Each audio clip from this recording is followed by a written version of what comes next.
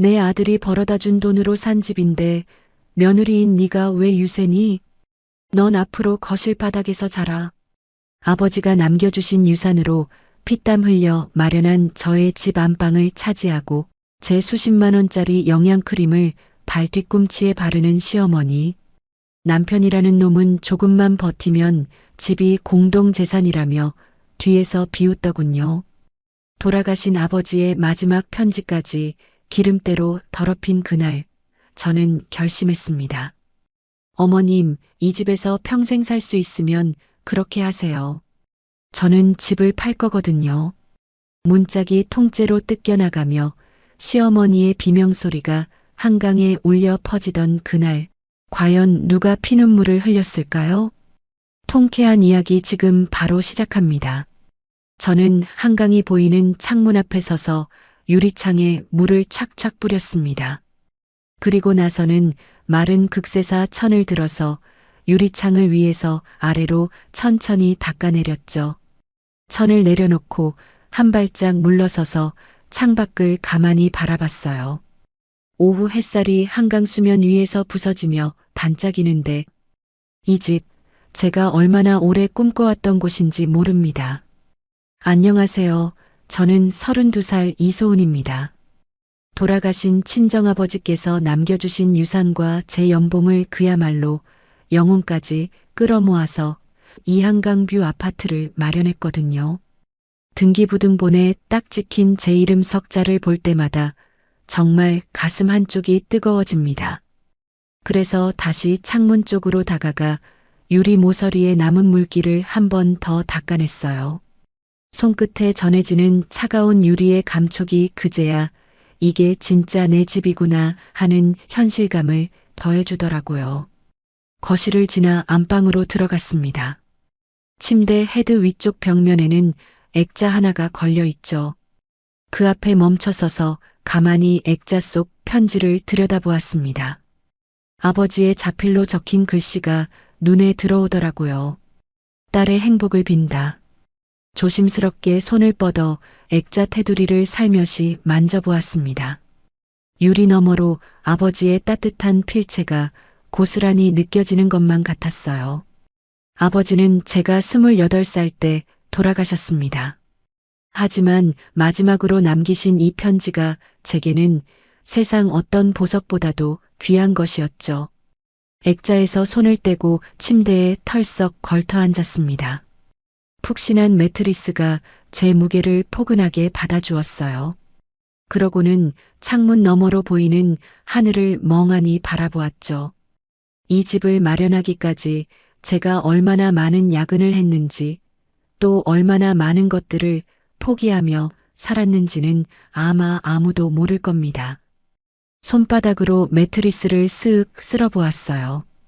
이 부드러운 촉감, 이 넓은 공간, 그리고 이 한강 뷰, 전부 제 힘으로 악착같이 이룬 것들이었으니까요. 그런데 그때 띠릭하고 현관문 열리는 소리가 들리는 겁니다. 안방에서 일어나 거실 쪽으로 걸어나갔죠. 남편 민석이가 현관에 서 있더라고요. 남편은 35살, 저보다 3살 많은 같은 회사 선배 출신입니다. 남편은 현관 바닥에 서서 양말을 훌렁 벗더니 툭 하고 던졌어요. 흰 양말이 바닥에 떨어져 뒤집힌 채 널브러졌죠. 어휴, 저는 말없이 허리를 숙여 그 양말을 주워들었습니다. 아, 우리 엄마 집은 우풍이 새서 뼈가 시리다는데 여긴 완전 찜질방이네. 남편은 신발을 벗으며 거실 안쪽을 쓱 둘러보더라고요. 그 사람의 시선이 창문 너머 한강을 훑고 지나갔습니다. 저는 주운 양말을 세탁 바구니에 넣으며 가볍게 고개를 끄덕였죠. 그래서 이번에 어머님 댁에 난방비 넉넉히 보내드렸잖아. 최대한 부드러운 목소리로 달래듯 말했습니다. 시어머니 김춘자 여사님은 경기도 외곽의 낡은 빌라에서 혼자 사시는 분이었거든요. 그래서 제가 매달 꼬박꼬박 생활비를 보내드리고 있었죠. 하지만 남편은 제 말에 대답도 없이 거실 소파로 성큼성큼 걸어가더라고요. 그러더니 소파에 털썩 몸을 던지고는 쿠션을 끌어안고 누워버렸습니다. 저는 남편이 아무렇게나 던져둔 재킷을 주워 옷걸이에 걸었습니다. 그런데 재킷 주머니에서 웬 영수증 뭉치가 삐져나와 있더라고요. 그걸 꺼내서 테이블 위에 가만히 올려놓았죠. 그 사이 남편은 이미 게임기를 켜고 화면에 푹 빠져 있었습니다. 텔레비전에서는 요란한 전투 소리와 폭발음이 펑펑 터져 나왔고요. 저는 조용히 부엌으로 가서 컵에 물을 따랐습니다. 아니, 돈이 문제가 아니라 사람이 좀 벼뜨는 데서 살아야 하는데 남편이 게임 화면만 뚫어져라 보면서 툭 내뱉더라고요. 말꼬리가 아주 흐릿하게 끊어졌습니다. 저는 물컵을 들고 거실로 돌아와 테이블 위에 컵을 내려놓았어요. 남편의 눈이 잠깐 제 쪽을 힐끗 보았습니다. 뭔가 더 할 말이 있는 눈치였죠. 저는 묵묵히 그 시선을 받아내며 소파 옆에 섰습니다. 그러자 남편은 다시 슬금슬금 게임 화면으로 고개를 돌리더라고요. 저는 아무 말 없이 창문 너머 한강만 바라보았습니다. 어느새 노을이 물 위에 붉게 번지고 있었거든요. 그러고 나서 며칠 뒤 평화로운 주말 아침이었습니다. 저는 부엌에서 여유롭게 커피를 내리고 있었죠. 윙마이너스하고 원두 가는 소리가 고요한 집안에 퍼지고 있었어요. 그런데 갑자기 띵동띵동 인터폰이 요란하게 울려대는 겁니다. 커피 머신 버튼을 누르고 현관 쪽으로 걸어갔죠. 인터폰 화면을 딱 들여다보는데 세상에 화면 가득 시어머니의 얼굴이 떠 있는 거예요. 코가 렌즈에 거의 닿을 듯이 가까이 밀착해서 말이죠. 저는 순간 너무 놀라서 멈칫했습니다. 황급히 통화 버튼을 누르며 입을 열었죠. 어머님, 안녕하세요. 잠시만요. 얼른 현관으로 달려가 도어락을 해제했습니다. 덜컥 문이 열리기가 무섭게 시어머니가 쑥 안으로 들어오셨어요. 그것도 흙이 잔뜩 묻은 운동화를 신은 채로 말입니다. 신발 밑창에서 후두득 떨어진 흙 부스러기가 깨끗했던 현관 바닥에 사방으로 흩어졌죠. 그런데 시어머니는 신발을 벗지도 않으시고 거실을 향해 성큼성큼 걸어 들어가시는 게 아니겠어요? 아이고, 우리 아들 집이라 아주 운동장이 따로 없네. 시어머니의 쩌렁쩌렁한 목소리가 거실 전체에 울려 퍼졌습니다. 저는 현관에 멍하니 서서 바닥에 찍힌 흙 자국들만 빤히 내려다보았어요. 시커먼 발자국이 현관에서부터 거실 한가운데까지 줄줄이 이어져 있었거든요. 기가 막혀서 서 있는데 그때 등 뒤 엘리베이터에서 누군가 내리는 소리가 들렸습니다.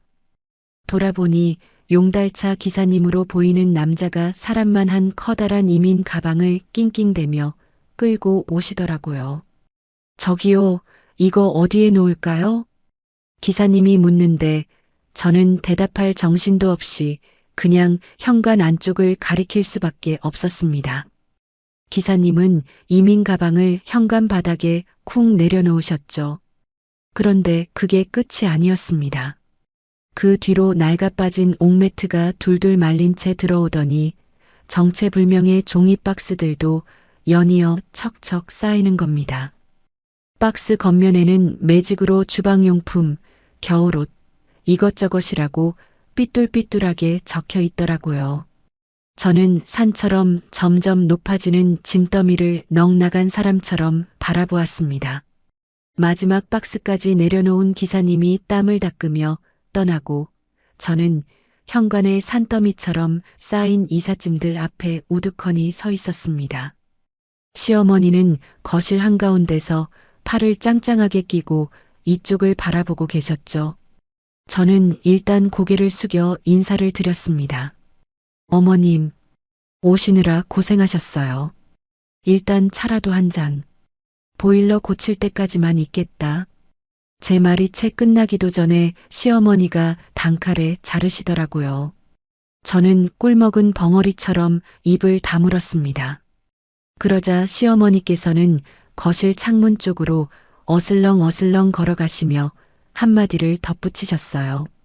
근데 뭐, 그 보일러 고치는데 이번 한겨울은 다 가겠더라. 안 그러냐? 시어머니의 목소리는 너무나도 당당했습니다. 마치 자기 집에 들어오듯 미리 정해진 일을 통보하듯 말씀하셨죠. 저는 현관에 서서 산더미처럼 쌓인 짐들을 다시 멍하니 바라보았습니다. 낡은 옥매트에서는 퀴퀴한 냄새가 훅 올라오고 박스 위에 대충 올려진 검은 비닐봉투 사이로는 헌 옷가지들이 삐져나와 있었죠.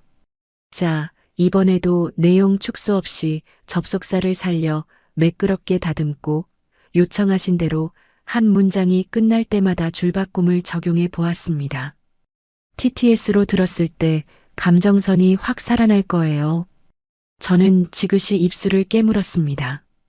이건 단순한 방문이 아니라는 걸 단번에 직감했거든요.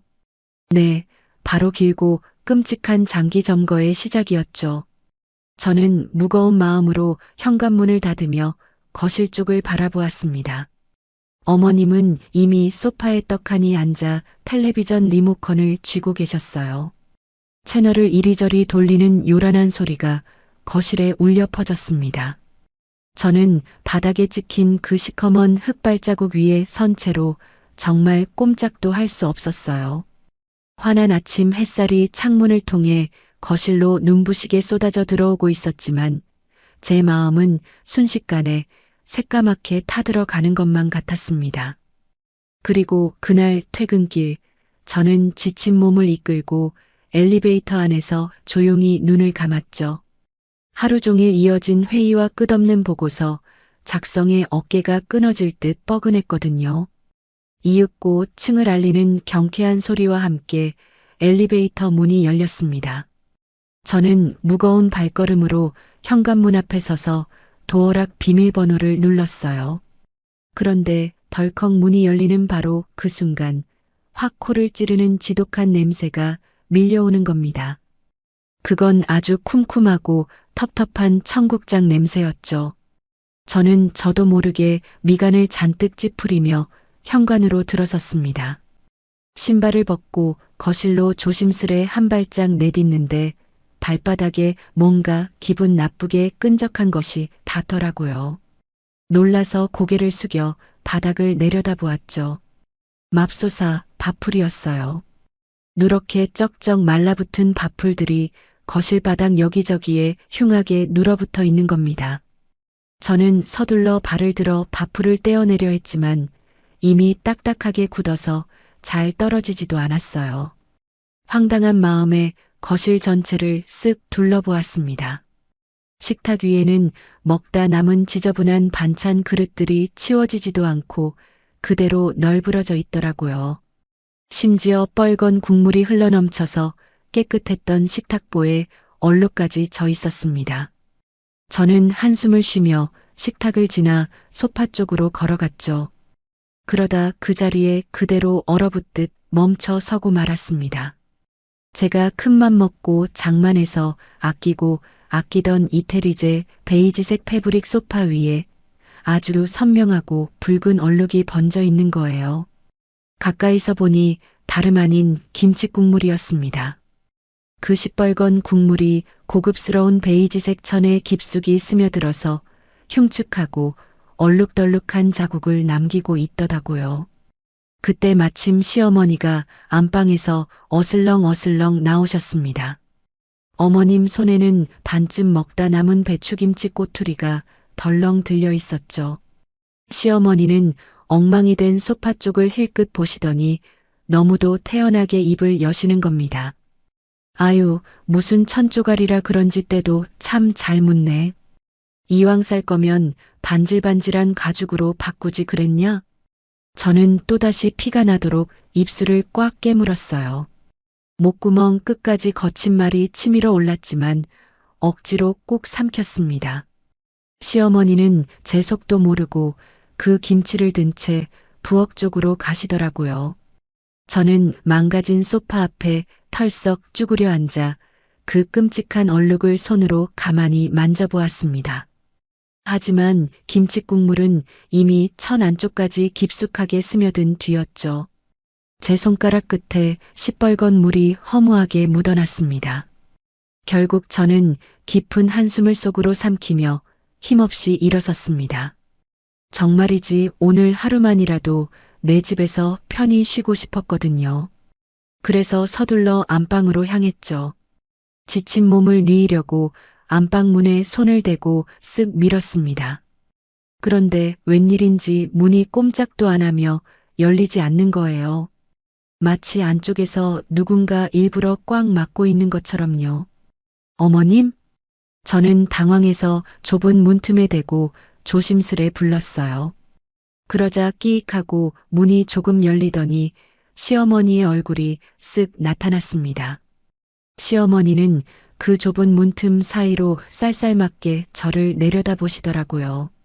야야, 내가 코를 심하게 골아서 혼자 넓게 자야 쓰겄다.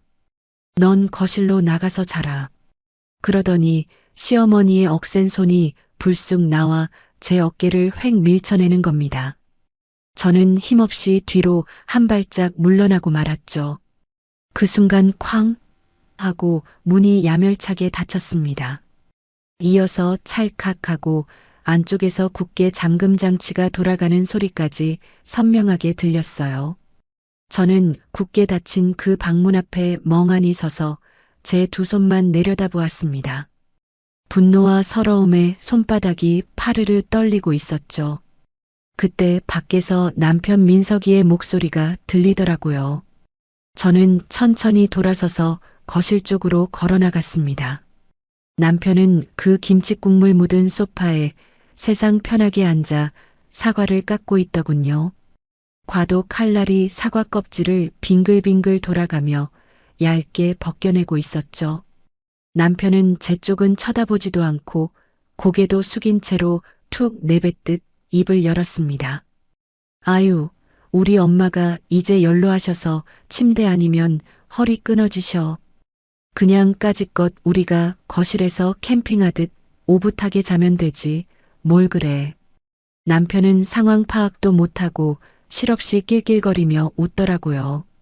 그러고는 다 깎은 사과 한 조각을 입에 쏙 넣고 아작아작 씹어먹는 겁니다. 저는 그 모습을 차갑게 내려다보았습니다. 하지만 남편의 시선은 여전히 자기 손에 들린 달콤한 사과에만 머물러 있었죠. 정말이지 말 섞을 기운조차 없어서 저는 아무 말 없이 거실장 쪽으로 걸어갔어요. 서랍을 열고 얇디 얇은 이불 하나를 조용히 꺼냈습니다. 내친김에 덩그러니 놓인 베개도 하나 집어들었죠. 저는 그 초라한 침구를 품에 안고 다시 거실 한가운데로 돌아왔습니다. 그리고 차가운 거실 바닥에 이불을 쓱 펼쳤어요. 그 딱딱하고 찬 바닥 위에 얇은 이불 딱 한 겹이 맥없이 깔렸습니다. 저는 한숨을 쉬며 그 위에 힘없이 누웠어요. 눈부신 거실 천장의 조명이 시리게 눈에 들어왔죠. 그 와중에도 남편은 여전히 소파에 들러붙어 앉아 태평하게 사과나 씹어먹고 있었습니다. 그날 밤 저는 뜬 눈으로 밤새 이리저리 뒤척여야만 했습니다. 맨바닥의 딱딱함이 제 등뼈를 무자비하게 짓눌렀거든요. 설상가상으로 굳게 닫힌 안방에서는 시어머니의 드르렁거리는 코 고는 소리가 쉴 새 없이 새어나왔습니다. 저는 괴로움에 베개에 얼굴을 푹 묻어버렸어요. 그리고 얇은 이불 속에서 두 주먹을 바들바들 떨며 꽉 쥐었습니다. 날카로운 손톱이 손바닥 살을 깊게 파고들고 있었죠. 그리고 다음 날 아침 무거운 눈꺼풀을 간신히 떴습니다. 거실 바닥에 대충 깔린 얇은 이불 위에서 억지로 몸을 일으켰죠. 안 그래도 피곤한데 온몸이 돌덩이처럼 뻣뻣하게 굳어 있었습니다. 아픈 허리를 손으로 꾹꾹 눌러보았어요. 마디마디 뼈가 다 욱신거리고 쑤시는 것 같았죠. 저는 간신히 바닥에서 일어나 비틀거리며 화장실로 향했습니다. 대충 세수를 하고 수건으로 얼굴에 남은 물기를 닦아냈어요. 출근 준비를 하려면 옷을 갈아입어야 해서 다시 안방으로 갔죠. 다행히 굳게 닫혔던 문이 열려 있더라고요. 그래서 조심스레 안쪽을 들여다보았습니다. 그런데 세상에, 시어머니가 제 전용 화장대 앞에 떡하니 앉아 계시는 거 아니겠어요? 심지어 화장대 서랍은 죄다 활짝 열려 있었고요. 시어머니의 두툼한 손에는 눈에 익은 하얀색 화장품 용기가 들려 있었습니다. 제가 큰맘 먹고 백화점에서 제값 주고 산 아껴 쓰던 아주 고가의 영양 크림이었어요. 그런데 시어머니는 그 비싼 크림을 두 손가락으로 아주 푹푹 듬뿍 떠내시는 겁니다. 그러고는 기가 막히게도 그걸 당신의 거친 발뒤꿈치에 쓱쓱 바르기 시작하셨어요. 그 귀하고 하얀 크림이 시어머니의 쩍쩍 갈라진 발뒤꿈치 주름 사이사이로 허무하게 스며들고 있었습니다. 어머님, 그거 제 거예요. 비싼 거란 말이에요. 저는 참지 못하고 날카롭게 소리치고 말았습니다. 떨리는 제 목소리가 정적을 깨고 안방 안에 쩌렁쩌렁 울렸죠. 그제야 시어머니가 느릿느릿 고개를 돌려 저를 쳐다보셨어요. 하지만 놀라기는커녕 미안한 기색 하나 없이 눈썹 하나 까딱하지 않으시더라고요. 아따, 참말로 시끄럽네. 이거 다 내 아들이 뼈 빠지게 벌어다 준 돈으로 산 거 아니냐? 어디서 유세 떨지 마라. 시어머니는 제 말은 안중에도 없다는 듯 다시 그 크림을 손가락 한가득 덜어서는 남은 다른 쪽 발에 꼼꼼히 바르셨어요. 저는 화장대 앞에 멍하니 서서 그 기가 막힌 모습을 끝까지 지켜볼 수밖에 없었습니다. 너무 억울하고 화가 나서 두 손이 부들부들 떨리더라고요. 저는 다시 한번 꽉 주먹을 쥐고 날카로운 손톱으로 애꿎은 손바닥만 꾹꾹 눌러댔습니다. 더 이상 그곳에 있다간 제명에 못 살 것 같아 확 돌아서서 안방을 나와버렸죠. 도망치듯 현관에서 구두를 꿰어 신고 서둘러 출근길에 올랐습니다. 하지만 회사에 앉아 일하는 내내 아침에 본 그 끔찍한 장면이 도무지 머릿속에서 떠나지를 않았어요. 결국 일이 손에 잡히지도 않은 채 퇴근 시간이 되자마자 서둘러 집으로 발길을 돌렸습니다. 초조한 마음으로 집에 도착해 보니 딱 저녁 식사 시간이더라고요. 벌써 부엌에서는 구수한 밥 냄새가 풍기고 있었습니다. 저는 가방을 내려놓고 곧장 식탁으로 다가갔어요. 시어머니가 전기밥솥 앞에 떡하니 버티고 서 계셨죠. 뚜껑을 열자 갓 지은 하얀 쌀밥에서 따뜻한 김이 모락모락 피어올랐습니다.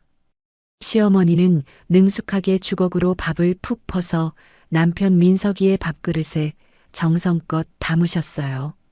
그야말로 산처럼 수북한 고봉밥이었습니다. 그러고는 다음으로 당신의 밥그릇에도 아까와 똑같이 아주 꾹꾹 눌러 담아 고봉으로 채우시더라고요. 저는 제 몫을 기다리며 덩그러니 빈 밥그릇을 들고 밥솥 앞에 서 있었습니다. 그런데 시어머니는 제 그릇은 본체만 채하시고는 남은 밥이 있는데도 매정하게 밥솥 뚜껑을 탁 덮어버리시는 겁니다. 그러고는 멀뚱히 서 있는 저를 힐끗 위아래로 훑어보시더니 오만한 턱짓으로 부엌 한쪽 구석을 가리키셨어요. 저기 아까 남은 찬밥 덩어리 있지? 넌 그냥 그거 대충 데워 먹어라. 저는 멍한 얼굴로 시어머니가 가리킨 곳을 천천히 돌아보았습니다. 차가운 싱크대 한쪽 구석에 언제 남은 건지도 모를 딱딱하게 식은 찬밥 그릇이 초라하게 놓여 있었죠. 저는 여전히 텅 빈 밥그릇을 손에 쥔 채 바보처럼 그 자리에 못 박힌 듯 서 있었습니다. 그때 씻고 나온 남편 민석이가 식탁에 털썩 주저앉으며 얄밉게 입을 열더라고요.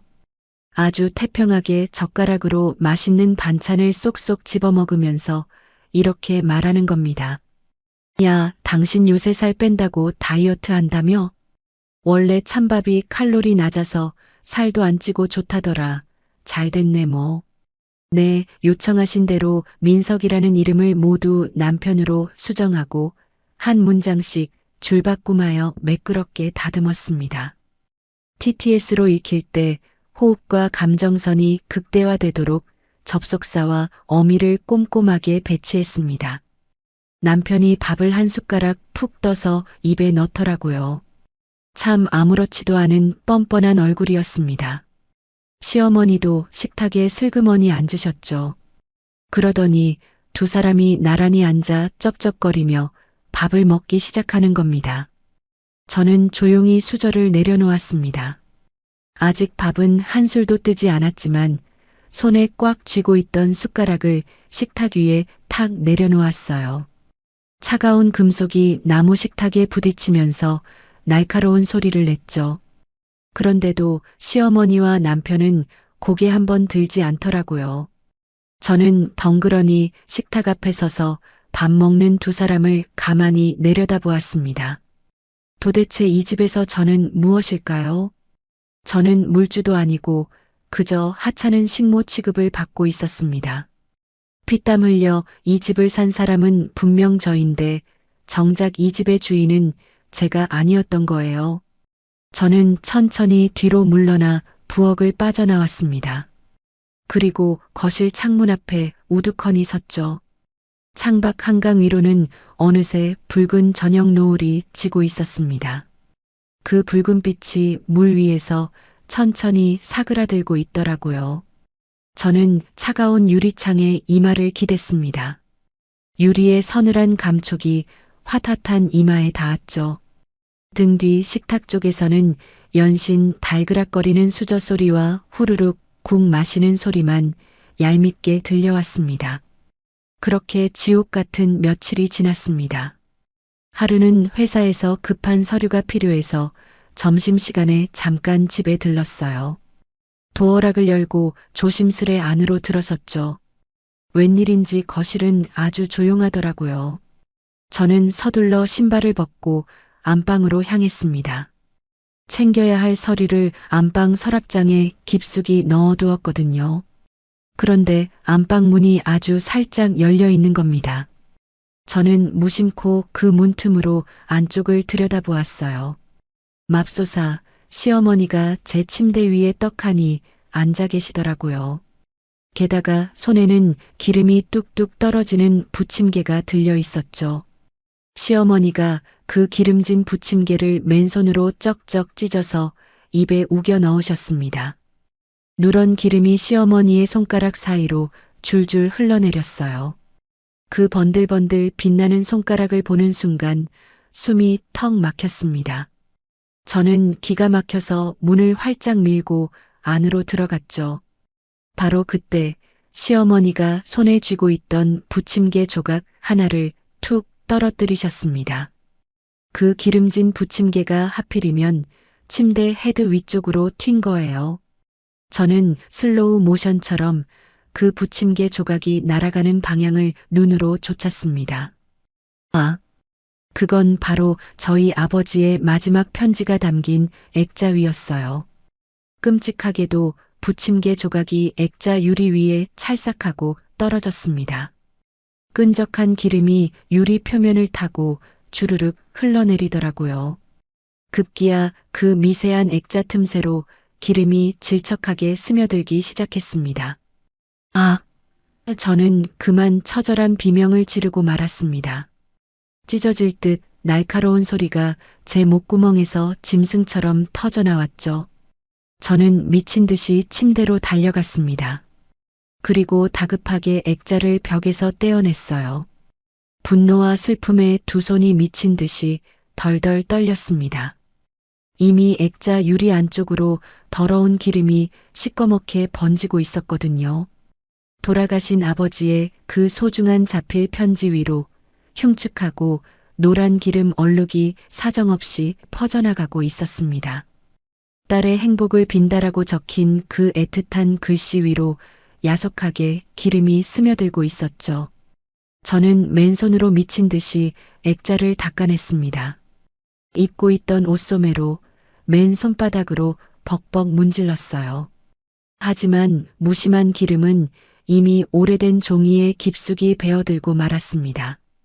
따뜻했던 아버지의 필체가 원망스럽게도 점점 흐릿해지고 있었죠. 저는 그 망가진 액자를 제 가슴에 꽉 끌어안고 말았습니다. 그러자 시어머니가 쯧쯧 혀를 차며 침대에서 일어나시더라고요. 그러고는 그 기름 묻은 더러운 손을 제가 덮는 하얀 이불에 쓱쓱 닦아내셨습니다. 쪼그려 앉은 저를 오만하게 내려다보시며 뻔뻔하게 입을 여시더군요. 아유, 썩어 빠진 종이 쪼가리 하나 가지고 참 유난도 떤다. 아침 대바람부터 재수없게 왜 꽥꽥 소리는 지르고 난리냐. 시어머니의 표독스러운 목소리가 안방에 매섭게 울려 퍼졌습니다. 저는 소중한 액자를 품에 꽉 안은 채 천천히 고개를 들었어요. 두 눈에서 뜨거운 눈물이 왈칵 흘러내렸습니다. 뜨거운 눈물이 차가운 볼을 타고 턱 끝으로 뚝뚝 떨어졌죠. 저는 피가 나도록 꽉 입술을 깨물었습니다. 날카로운 이가 연한 살을 무자비하게 파고들었어요. 이윽고 지옥 같은 저녁이 되었습니다.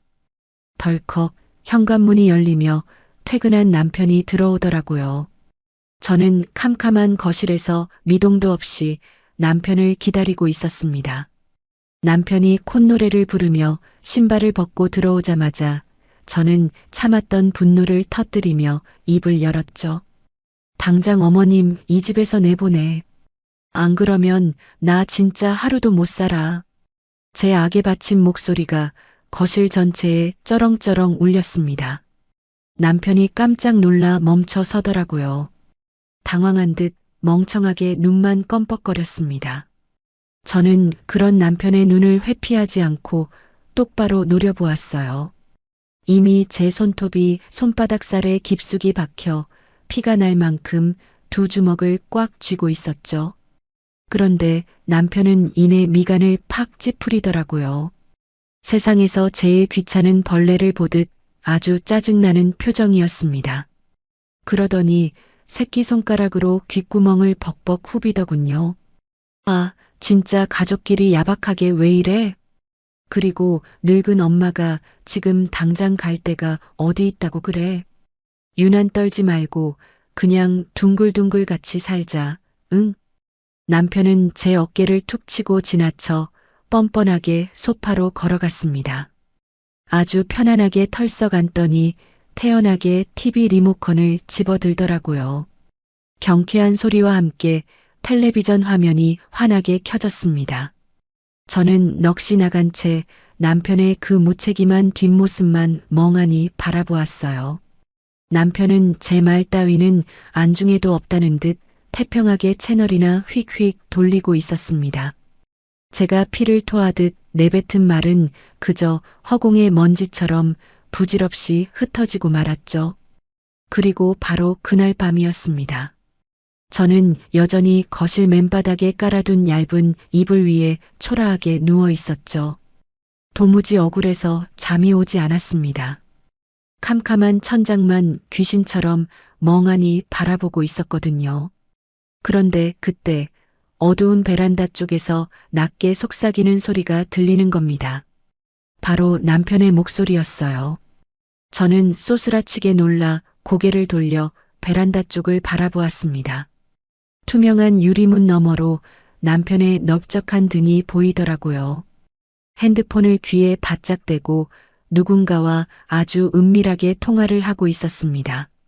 저는 소리 없이 이불을 걷어차고 벌떡 일어났습니다. 고양이처럼 살금살금 베란다 유리문 쪽으로 숨죽여 다가갔죠. 그러자 남편의 뱀 같은 목소리가 유리문 틈새로 소름 끼치게 새어 들어왔습니다. 아, 걱정 마. 어차피 결혼 10년 차만 채우면 재산 분할은 무조건 반반이라니까. 우리 지금부터 꾹 참고 버티면 엄마랑 나랑 평생 이 좋은 한강뷰에서 살 수 있어. 남편의 목소리는 비열할 정도로 낮았지만 제 귓가에는 천둥처럼 또렷하게 꽂혔습니다. 저는 떨리는 몸을 주체하지 못하고 유리문에 바짝 귀를 갖다 대었어요. 심장이 터질 것처럼 미친 듯이 쿵쿵 뛰기 시작했죠. 남편의 소름 돋는 통화는 계속 이어졌습니다. 아니야, 내가 오늘 몰래 변호사랑 통화했는데 확실히 그렇게 말하더라고. 소은이 꼬드겨서 공동 명의로 바꾸면 제일 확실하고, 만약에 그게 안 먹히면 무조건 악착같이 10년 꽉 채워서 버티면 된다고 했어. 그건 아마도 자기 가족 누군가에게 변호사와 작당 모의한 내용을 신나서 전하는 것 같았습니다. 저는 덜덜 떨리는 손으로 차가운 유리문을 짚었어요. 손끝에서부터 온몸의 피가 차갑게 식어내리는 기분이었습니다. 그 순간 머릿속이 백지장처럼 새하얘지더라고요. 그래요. 남편은 단순히 효자라서 자기 어머니를 모시려던 게 아니었습니다. 처음부터 치밀하게 제 전 재산을 노리고 있었던 거예요. 늙은 시어머니를 방패막이로 앞세워서 제가 피땀 흘려 산 이 집을 통째로 삼키려던 수작이었습니다. 저는 비틀거리며 뒤로 물러났어요. 툭 하고 무릎에 힘이 풀려버리더라고요. 결국 차가운 거실 바닥에 털썩 주저앉고 말았습니다. 비명조차 나오지 않아 두 손으로 입을 틀어막았죠. 짐승처럼 거친 숨이 쌕쌕거리며 터져나왔습니다. 살점이 뜯겨나가는 듯한 처절한 배신감이 뱃속 깊은 곳에서부터 용암처럼 끓어올랐어요. 바로 그때 등 뒤에서 기척이 느껴졌습니다. 저는 흠칫 놀라 천천히 고개를 돌렸어요. 굳게 닫혀있던 안방문이 아주 살짝 열려 있더라고요. 그리고 그 좁은 문틈 사이로 소름 끼치게 낯선 시어머니의 얼굴이 보였습니다. 시어머니가 어둠 속에서 번뜩이는 눈으로 저를 가만히 지켜보고 계셨던 거예요. 허공에서 우리 두 사람의 시선이 딱 마주쳤습니다. 그러자 시어머니는 갑자기 기괴하게 시익하고 웃으셨어요. 탐욕스러운 입꼬리가 귀 밑까지 찢어질 듯 올라갔죠. 그 악랄한 웃음에 깊게 주름진 눈가가 일그러졌습니다. 시어머니는 보란 듯이 문을 조금 더 활짝 열고 뱀처럼 고개를 불쑥 내미셨어요. 애미야, 목마르다. 시원하게 냉수 좀 떠오니라. 시어머니의 목소리는 소름 돋을 만큼 한없이 느긋했습니다. 마치 이미 모든 것을 차지한 승리자처럼, 여왕벌처럼 오만하게 명령하시더라고요. 저는 바닥에 비참하게 주저앉은 채로 그런 시어머니를 올려다보았습니다. 시어머니는 문틈에 거만하게 기대어 서서 벌레 보듯 저를 내려다보고 계셨죠. 순간 머릿속에서 이성의 끈이 툭 하고 끊어지는 소리가 들렸습니다. 저는 다시 한번 두 주먹을 피가 나도록 꽉 쥐었어요. 길게 자란 손톱이 손바닥 살을 후벼 파고들었지만 아픔조차 느껴지지 않았습니다. 뿌득뿌득 분노로 이가 갈렸어요. 뭐, 법대로 하겠다고? 변호사? 저는 어둠 속에서 차갑게 속으로 중얼거렸습니다. 그래, 좋아. 내가 그 잘난 법보다 수백 배는 더 무섭고 잔인한 걸 똑똑히 보여줄 테니까. 저는 얼음장처럼 차가운 바닥에서 천천히 몸을 일으켰습니다. 충격으로 무릎이 사시나무처럼 후들거렸지만 악착같이 꾹 참아냈죠. 시어머니는 여전히 문틈에 비스듬히 서서 절 비웃듯 웃고 계셨습니다. 저는 아무 표정 없이 귀신처럼 부엌 쪽으로 걸어갔어요. 찬장문을 열어 유리컵을 꺼내고 정수기 물을 따랐습니다. 손이 너무 심하게 떨려서 물이 밖으로 조금 찰박거리며 흘렀지만 개의치 않았어요. 저는 찰랑거리는 물컵을 들고 천천히 안방으로 향했습니다. 그리고 저를 향해 웃고 있는 시어머니께 그 차가운 물컵을 조용히 건네드렸죠. 시어머니는 당연하다는 듯 컵을 낚아채더니 쾅 하고 방문을 닫아버리셨습니다. 저는 굳게 닫힌 그 방문 앞에 우두커니 서 있었습니다. 그리고 피가 맺힌 주먹을 풀었다, 쥐었다, 미친 듯이 반복했죠. 제 손바닥에는 깊게 파인 붉은 손톱 자국이 낙인처럼 아주 선명하게 남아 있었습니다. 그날 저는 평소보다 훨씬 일찍 서둘러 출근길에 나섰습니다. 회사에 도착해서 종일 일에만 파묻혀 있으려 애썼지만 그게 마음처럼 쉽지 않더라고요. 머릿속에는 어젯밤 베란다 너머로 들었던 남편의 그 추악한 통화 내용이 뱀처럼 계속 맴돌았습니다. 드디어 퇴근 시간이 되자마자 저는 뒤도 돌아보지 않고 서둘러 짐을 챙겨 나왔어요. 차갑게 식은 지하 주차장으로 내려가 차에 올라타 시동을 걸었습니다. 핸들을 꽉 잡은 제 손에는 저도 모르게 아주 강한 힘이 들어가 있었죠. 집 앞 주차장에 차를 세우고 엘리베이터에 몸을 실었습니다. 무거운 마음으로 층 버튼을 누르고 문이 닫히는 걸 멍하니 지켜보았죠. 엘리베이터가 위로 올라가는 그 짧은 시간 동안 저는 두 눈을 꼭 감았습니다. 이윽고 현관문 앞에 도착해 떨리는 손으로 비밀번호를 하나하나 눌렀어요. 띠리릭 경쾌한 소리와 함께 문이 열렸습니다. 하지만 저는 현관에 발을 들이자마자 그 자리에 돌처럼 굳어버리고 말았습니다. 제일 먼저 보인 건 거실 바닥에 흉측하게 깔린 커다란 김장용 비닐봉투들이었어요. 그리고 그 위에는 제 옷들이 마치 쓰레기 더미처럼 산더미같이 쌓여 있었습니다. 안방 장롱 속에 정갈하게 걸려있던 제 분신 같은 옷들이었죠. 블라우스, 치마, 바지, 심지어 속옷까지 전부 밖으로 끌어내져 나뒹굴고 있었습니다. 화장대 위에 있던 화장품들도 비닐 위에서 아무렇게나 굴러다니고 있더라고요. 심지어 립스틱 하나는 뚜껑이 열린 채 바닥에 떨어져 뭉개져 있었습니다. 저는 홀린 듯이 천천히 거실 안쪽으로 걸음을 옮겼습니다. 그러다 제 명품 코트 하나가 눈에 들어왔어요. 그건 돌아가신 아빠가 남겨주신 유산으로 제가 처음 샀던 아주 소중한 물건이었거든요. 그런데 그 코트가 무참히 구겨진 채 바닥에 굴러다니고 있는 겁니다. 저는 허리를 숙여 떨리는 손으로 그 코트를 집어들었습니다. 그런데 코트 안감에 누군가의 발자국이 아주 선명하게 찍혀 있더라고요. 흙이 잔뜩 묻은 아주 지저분한 발자국이었습니다. 그때 안방 문이 끼익 열리는 소리가 들렸습니다. 시어머니가 아주 여유로운 모습으로 밖으로 나오시더군요. 시어머니는 엉망이 된 거실을 대충 훑어보시더니 너무나 태연하게 입을 여셨습니다.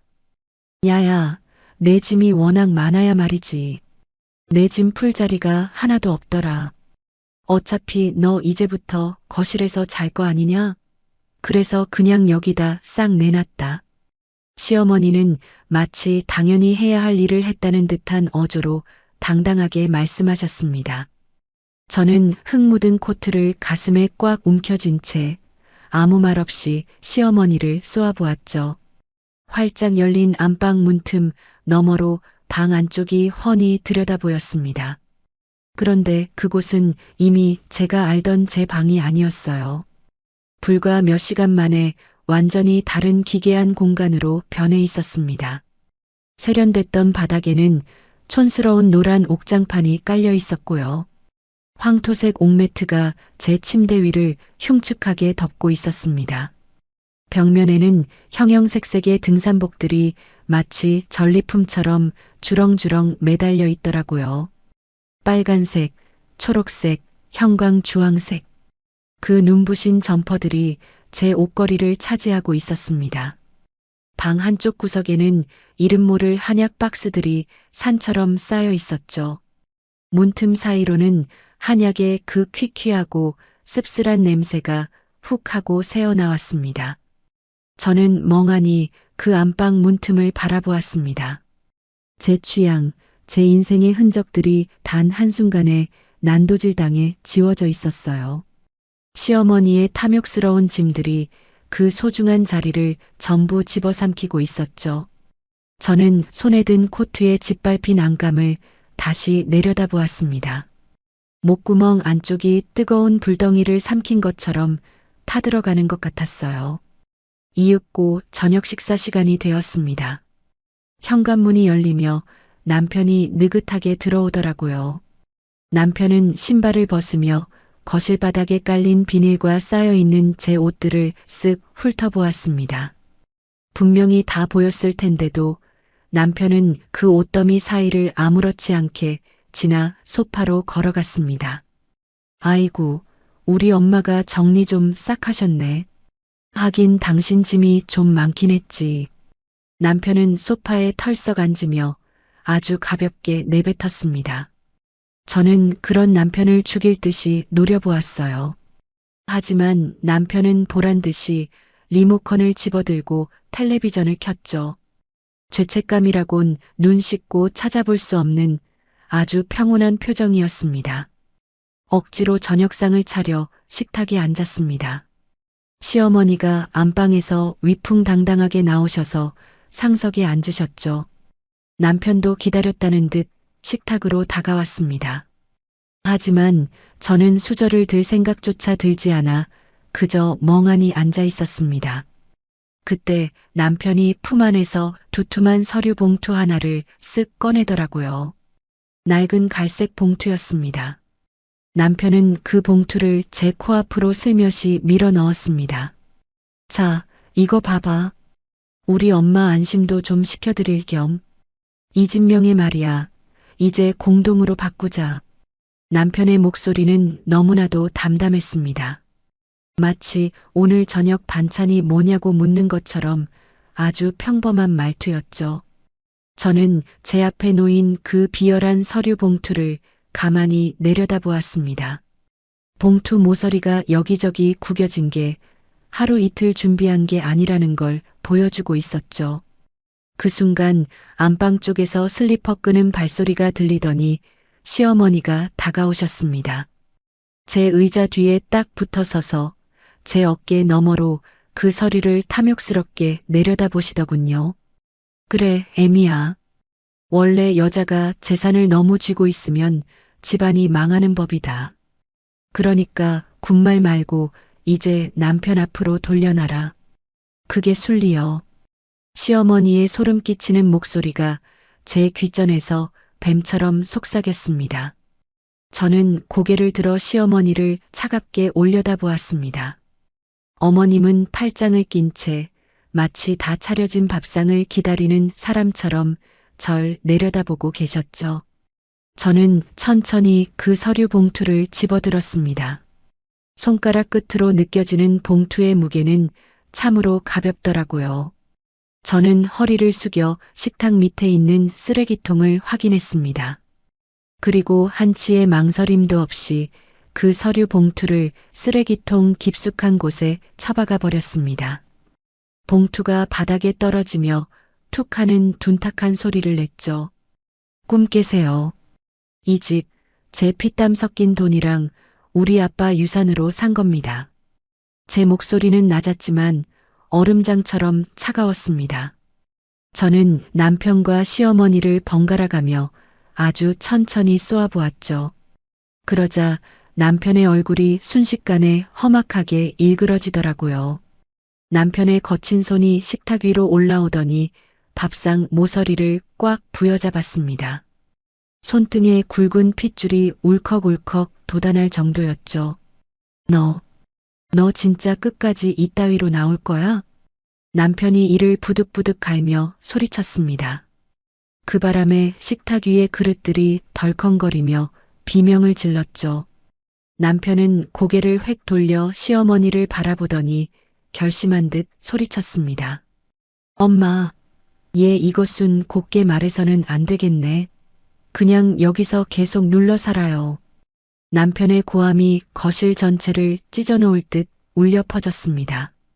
시어머니는 기다렸다는 듯 고개를 세차게 끄덕이셨죠. 저는 아무 말 없이 의자에서 천천히 일어났습니다.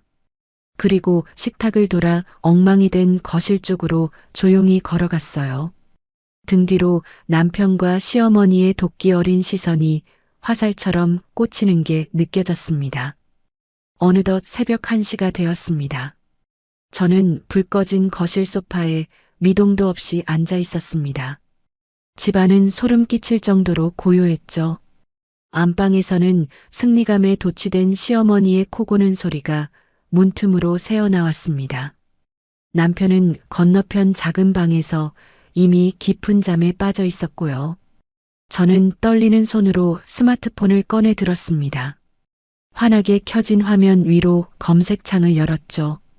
그리고 손가락에 힘을 주어 글자를 하나하나 입력했습니다.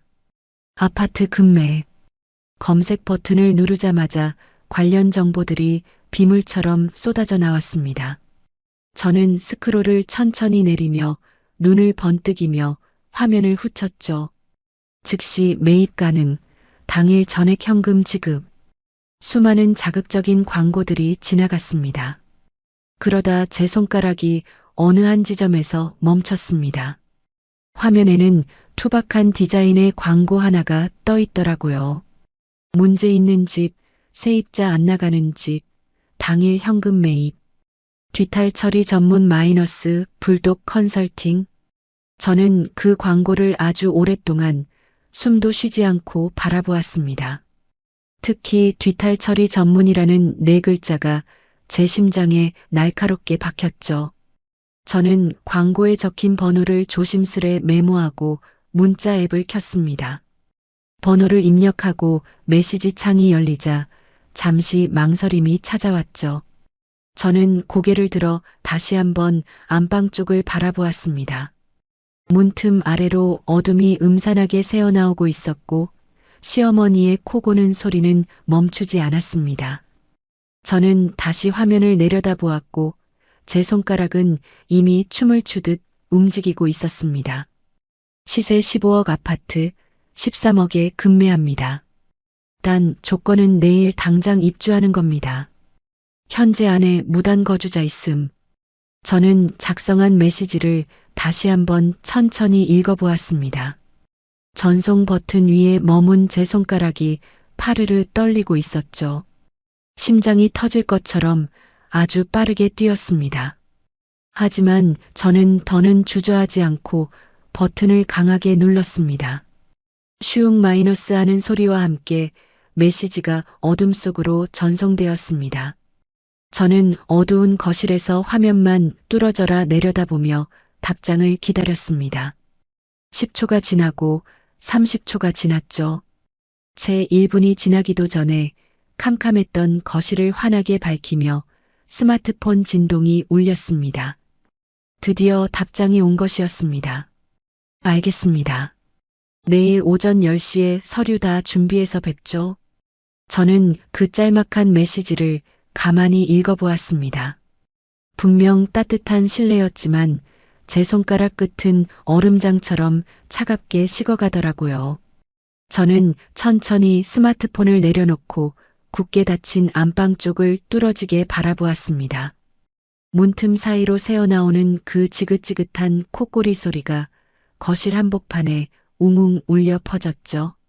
순간 저도 모르게 입꼬리가 비릿하게 올라갔습니다. 어머님 소원대로 이 집에서 평생 아주 뼈를 묻고 사세요. 뭐 주인만 바뀔 뿐이지 사시는 데는 지장 없을 테니까요. 저는 나지막이 혼잣말을 중얼거렸습니다. 제 차가운 목소리가 캄캄한 어둠 속으로 연기처럼 스며들었죠. 저는 소파에 깊숙이 등을 기대고 앉아 천장을 멍하니 올려다보았습니다. 창문 너머로는 어느덧 새벽 하늘이 검푸르게 빛나며 밝아오고 있었어요. 저는 스마트폰을 손에 꼭 쥔 채 짧은 평화를 만끽하며 눈을 감았습니다. 이윽고 결전의 날, 다음 날 아침이 밝았습니다. 저는 거실 소파에서 무거운 눈꺼풀을 떴죠. 밤새 이런저런 생각에 제대로 잠을 이루지 못해 눈이 뻑뻑했습니다. 하지만 신기하게도 몸은 날아갈 듯 이상하게 가벼운 기분이더라고요. 저는 소파에서 일어나 곧장 화장실로 향했습니다. 찬물로 세수를 하고 거울 속 제 얼굴을 가만히 들여다보았습니다. 거울 속에 비친 제 눈빛은 그 어느 때보다 맑고 단단해 보였습니다. 이제 본격적으로 출근 준비를 시작했죠. 하지만 오늘은 평소보다 훨씬 더 일찍 그리고 기민하게 움직여야만 했습니다. 회사에 가기 전에 반드시 처리해야 할 아주 중요한 일이 있었거든요. 저는 결연한 의지로 안방을 향해 걸어갔습니다. 제 생명줄과도 같은 집 문서와 인감 도장이 바로 그 안방 금고 속에 들어 있었기 때문이죠. 안방 문 앞에 서서 차가운 손잡이를 꽉 잡았습니다. 그리고 문을 힘껏 밀었죠. 그런데 아니나 다를까 문이 꼼짝도 하지 않고 안쪽에서 꽉 막혀 있는 겁니다. 저는 짜증을 억누르며 방문을 거칠게 두드렸어요. 어머님, 잠깐 금고에서 서류 좀 꺼내야 하니까 문 좀 열어주세요. 그러자 안에서 부스럭거리는 기분 나쁜 소리가 들리더니 느릿느릿한 발소리가 문 쪽으로 다가왔습니다. 이윽고 문이 조금 열리더니 시어머니의 얼굴이 좁은 문틈 사이로 쓱 나타나더군요. 아니, 어디 아침 대바람부터 안방을 제 집 드나들듯 들락거리냐? 부정 타겟이리 당장 저리 안 가. 시어머니는 적반하장으로 제 앞을 가로막으며 으름장을 놓으셨습니다. 저는 시어머니의 두툼한 어깨 너머로 금고가 있는 쪽을 매섭게 째려보았죠. 그러고는 한 발자국 강하게 앞으로 내디뎠습니다. 기세에 눌린 시어머니는 엉거주춤 뒤로 밀려나셨고 저는 그 틈을 타방 안으로 쑥 들어갔습니다. 곧장 금고 앞으로 달려간 저는 제 눈을 의심할 수밖에 없었습니다. 세상에 금고 다이얼이 아주 처참하게 부서져 있는 게 아니겠어요? 누군가 무거운 공구로 무식하게 뜯어낸 것이 분명했습니다. 다이얼 주변의 금속판은 흉측하게 찌그러져 있었고 굳게 닫혀 있어야 할 금고 문은 이미 반쯤 벌어져 있었죠. 저는 떨리는 손으로 금고 문을 활짝 열어젖혔습니다. 안쪽은 그야말로 난장판이었어요. 중요한 서류들이 여기저기 뒤섞여 있는 게 누군가 이미 샅샅이 뒤진 흔적이 역력했습니다. 저는 소름이 돋아 뒤를 획 돌아보았습니다. 시어머니는 침대 모서리에 태연하게 걸터앉아 저를 보고 계시더라고요. 아주 뻔뻔하고도 태평한 표정으로 말이죠. 야야, 그 안에 뭐가 들었나 하도 궁금해서 사람 불러다 한번 따봤다. 보니까 며느리가 시어머니한테 아주 비밀이 많더구나. 시어머니는 가당치도 않다는 듯 코웃음을 치셨습니다. 저는 분노를 억누르며 금고 안을 다시 꼼꼼히 살폈습니다. 다행히 가장 중요한 등기권리증이 구석에 처박혀 있더라고요. 저는 번개처럼 손을 뻗어 그 권리증을 낚아챘습니다.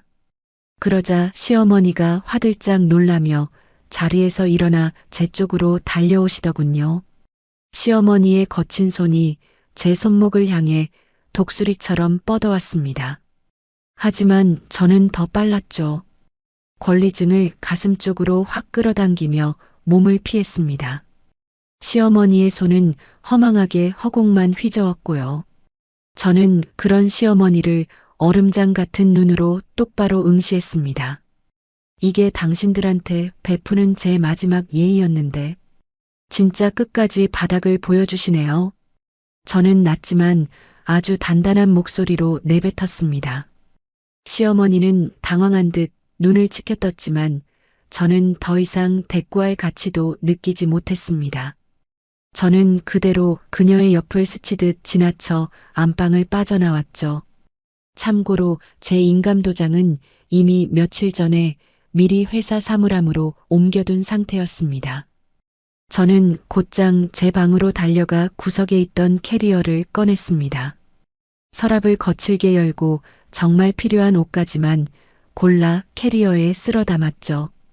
속옷 몇 벌과 당장 입을 출근복, 그리고 간단한 세면도구들, 마지막으로 화장대 서랍 깊숙한 곳에서 제 보물들을 꺼냈습니다.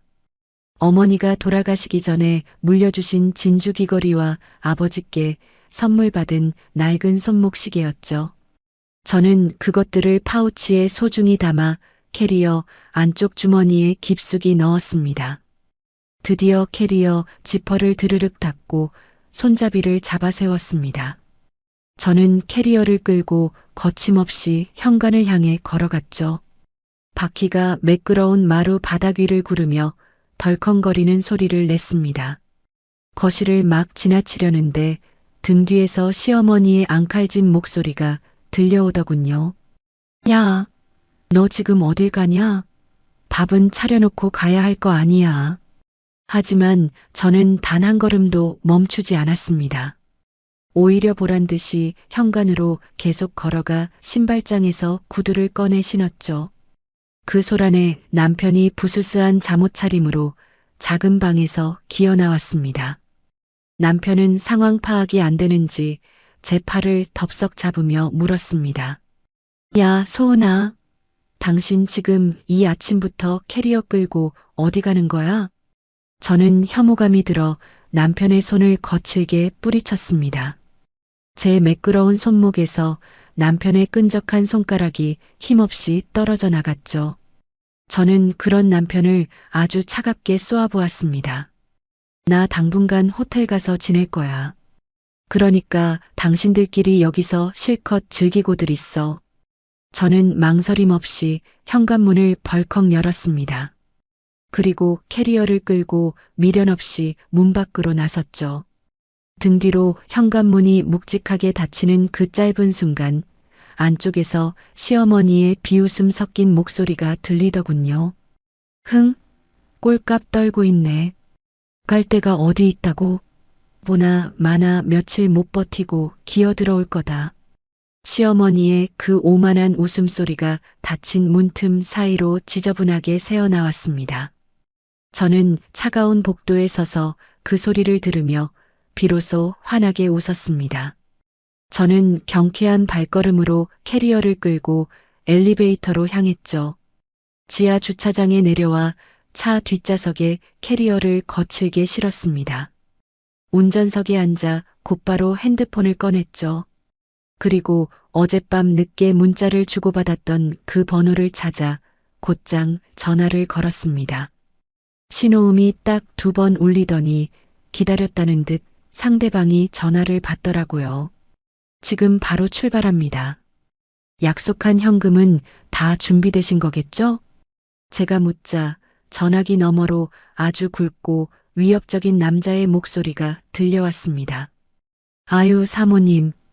저희가 누굽니까? 목 빠지게 기다리고 있었습니다. 저는 짧게 대답하고 전화를 끊은 뒤 시원하게 시동을 걸었습니다. 제 차는 미끄러지듯 주차장을 빠져나와 도로 위를 달리기 시작했죠. 내비게이션이 안내하는 대로 한참을 달려 도착한 곳은 아주 외진 공업지대였습니다. 낡고 칙칙한 건물들 사이에 덩그러니 놓인 파란색 컨테이너 사무실이 보이더군요. 그 컨테이너 지붕 위에는 불독 컨설팅이라는 험악한 간판이 위태롭게 걸려 있었습니다. 저는 차에서 내려 망설임 없이 컨테이너를 향해 걸어갔습니다. 컨테이너 문은 이미 활짝 열려 있더라고요. 좁고 답답한 안으로 들어서자 낡은 책상 하나가 덩그러니 놓여 있었습니다. 그 책상 뒤에는 한 남자가 앉아 있었는데 두꺼운 금목걸이가 형광등 불빛에 번쩍거리더군요. 남자의 굵은 팔뚝에는 용과 호랑이가 뒤엉킨 거친 문신이 가득했습니다. 그가 자리에서 일어나자 어깨가 문틀을 다 가릴 정도로 키가 엄청나게 컸습니다. 마동철입니다. 소문의 그 화끈한 사모님이시죠? 남자가 굵직한 목소리로 저를 반겼습니다. 저는 가볍게 고개를 끄덕여 답했죠. 속으로는 마 사장이라고 불러야겠다고 생각했습니다. 마 사장은 턱짓으로 책상 위를 가리켰습니다. 거기엔 어마어마한 양의 현금 뭉치와 수표들이 산더미처럼 쌓여 있었죠. 저는 잠시 그 돈더미를 가만히 바라보았습니다. 책상 위에는 미리 준비된 계약서가 놓여 있었습니다. 저는 가져온 가방에서 소중한 권리증과 인감도장을 꺼냈습니다. 그리고 계약서를 한 장 한 장 넘기며 꼼꼼하게 읽어내려갔죠. 매도인 이소은, 매수인 마동철. 금액란에는 정확히 13억 원이라는 숫자가 선명하게 적혀 있었습니다. 저는 주저없이 제 인감도장을 꾹 찍었습니다. 시세보다 무려 2억이나 싸게 드리는 겁니다.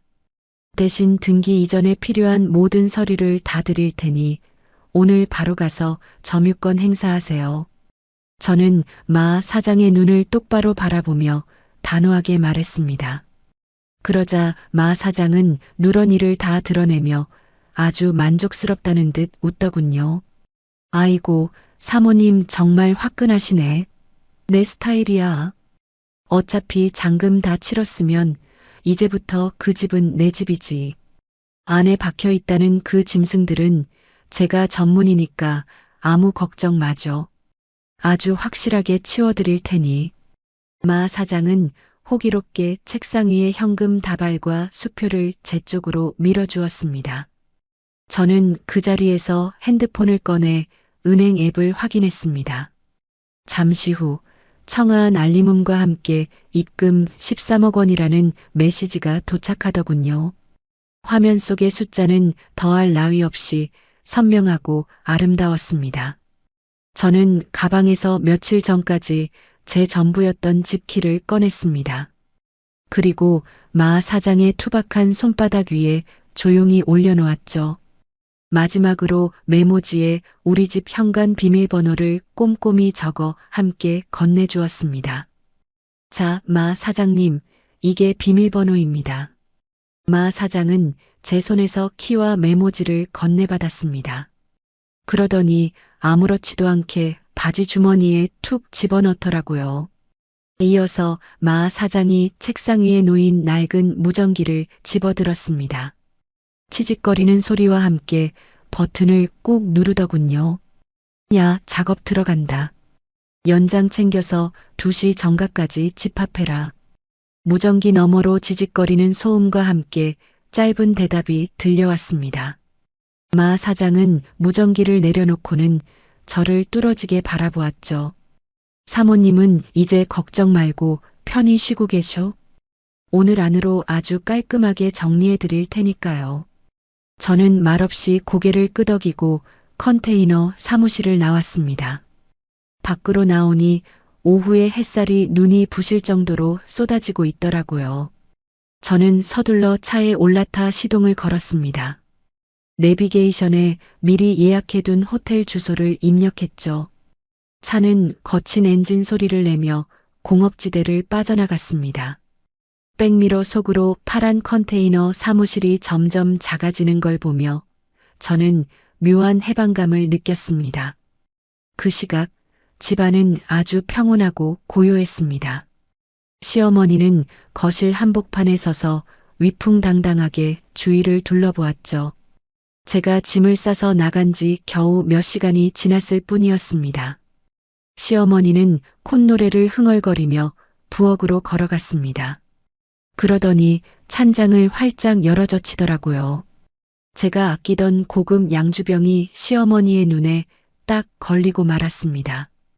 영롱한 호박색 액체가 병 안에서 찰랑거리며 출렁였죠. 시어머니는 망설임 없이 그 비싼 양주병을 꺼내 들었습니다. 야, 얘야, 이리 좀 와봐라. 시어머니가 거실을 향해 쩌렁쩌렁하게 남편을 불렀습니다. 남편이 부스스한 모습으로 작은 방에서 기어나왔죠. 여전히 꼴 보기 싫은 잠옷차림 그대로였습니다. 머리카락은 까치집이라도 지은 것처럼 엉망으로 헝클어져 있었고요. 남편은 눈을 비비며 부엌으로 느릿느릿 다가왔습니다. 시어머니가 양주병을 보란 듯이 흔들어 보였습니다. 병 안의 술이 찰랑찰랑 소리를 냈죠.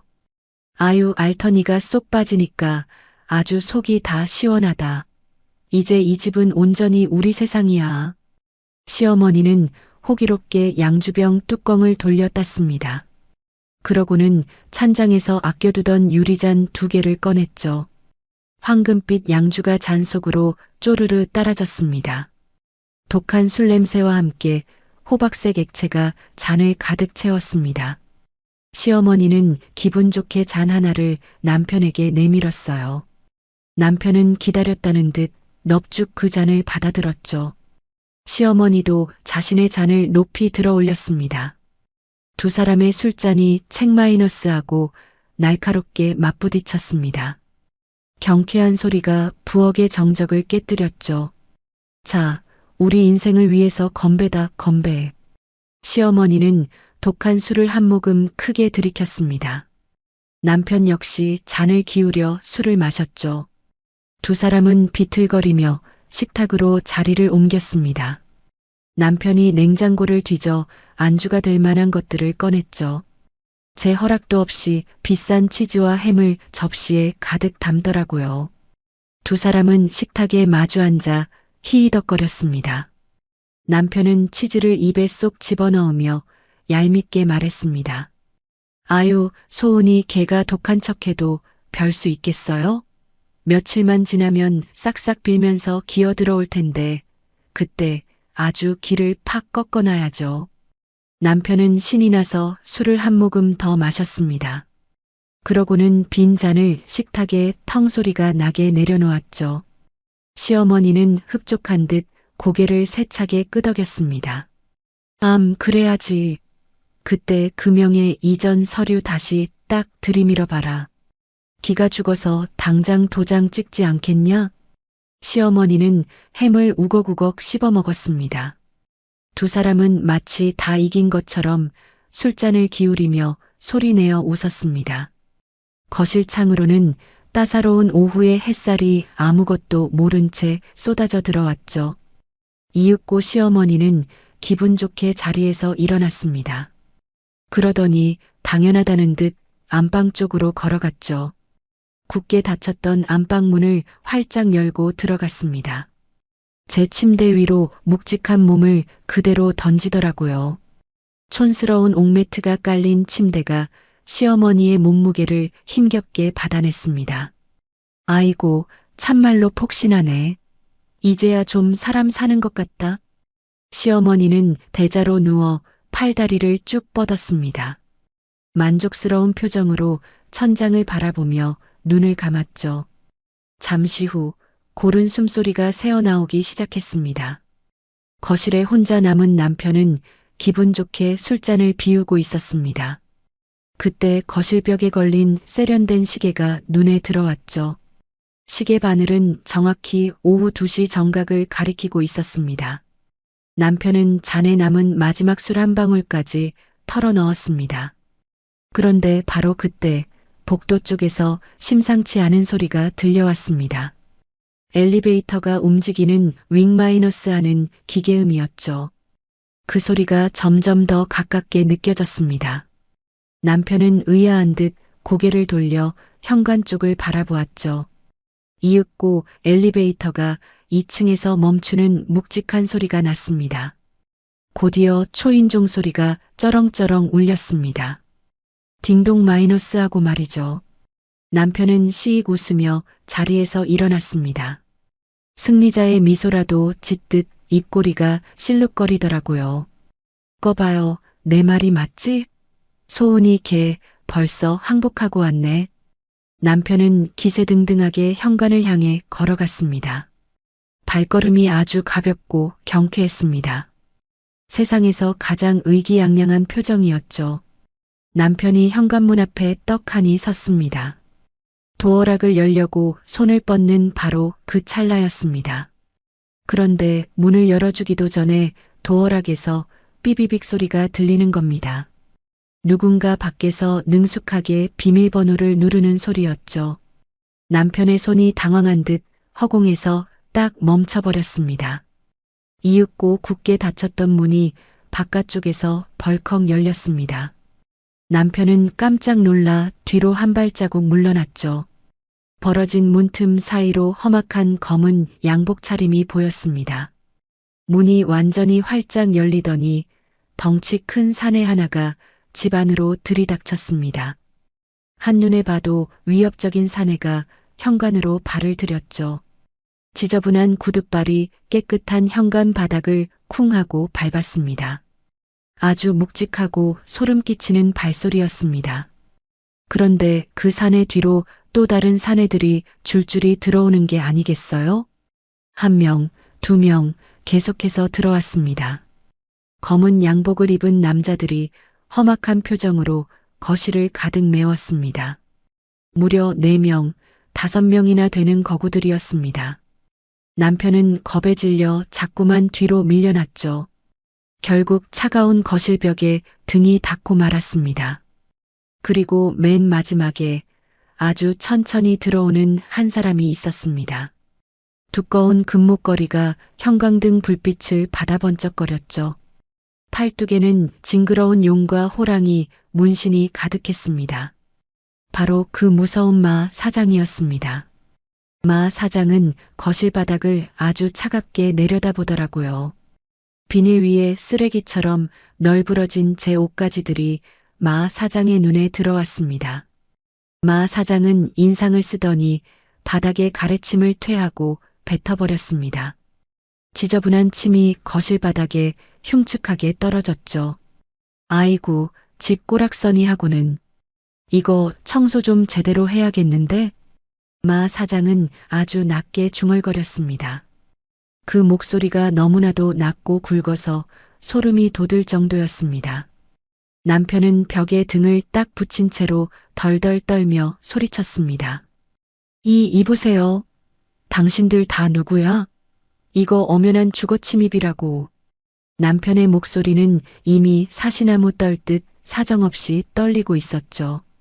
그러자 덩치 큰 사내 하나가 남편 쪽으로 성큼 다가갔습니다. 그러더니 커다란 손바닥으로 남편의 가슴을 툭 밀었습니다.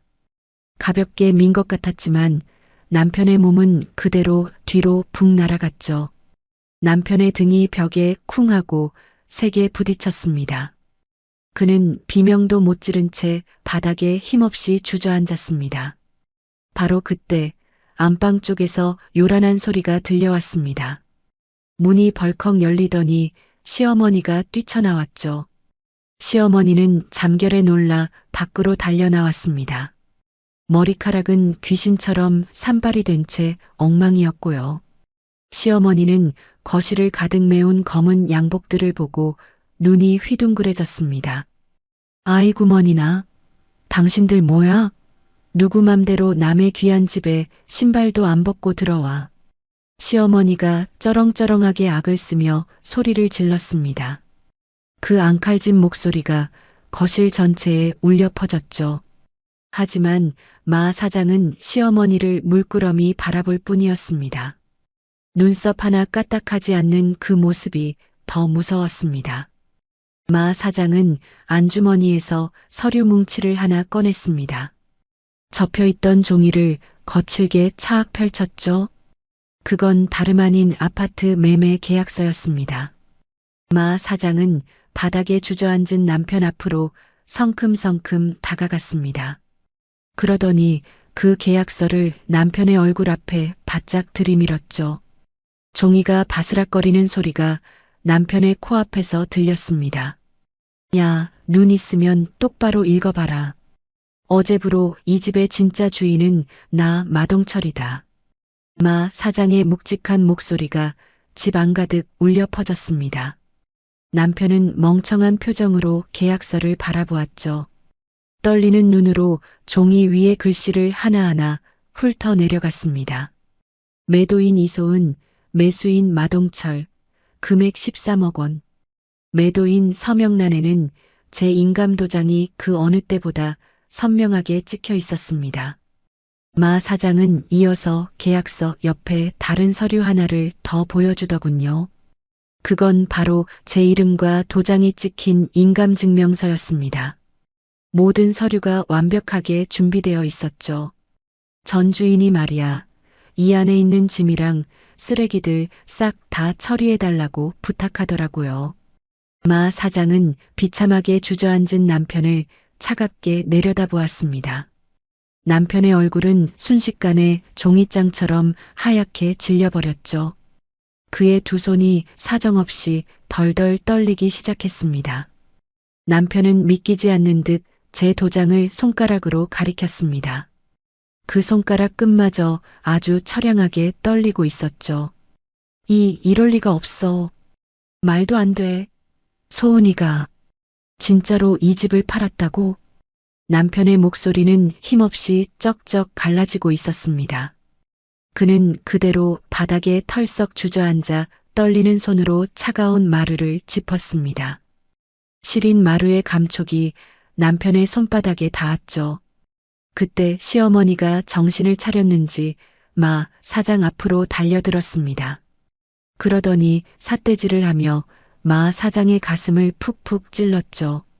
야, 이놈아.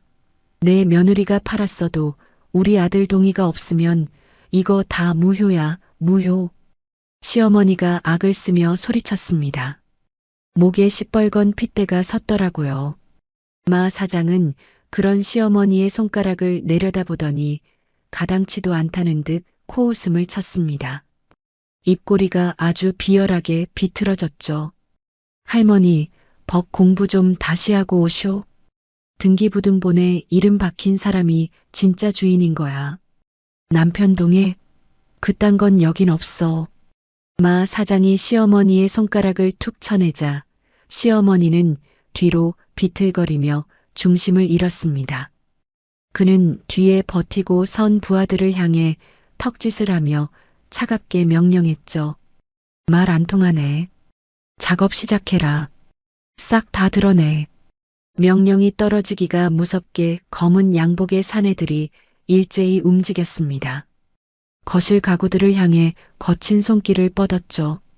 남편은 바닥에 주저앉은 채 넉나간 얼굴로 그 광경을 바라보았고 시어머니는 겁에 질려 안방 쪽으로 뒷걸음질을 쳤습니다. 두 사람의 얼굴에는 순식간에 짙은 공포가 번져나갔습니다. 덩치 큰 사내 둘이 거실 텔레비전 앞으로 성큼성큼 다가갔습니다. 한 명은 뒤쪽 전원선을 무자비하게 뽑아버렸고 다른 한 명은 65인치 대형 화면을 번쩍 들어 올렸죠.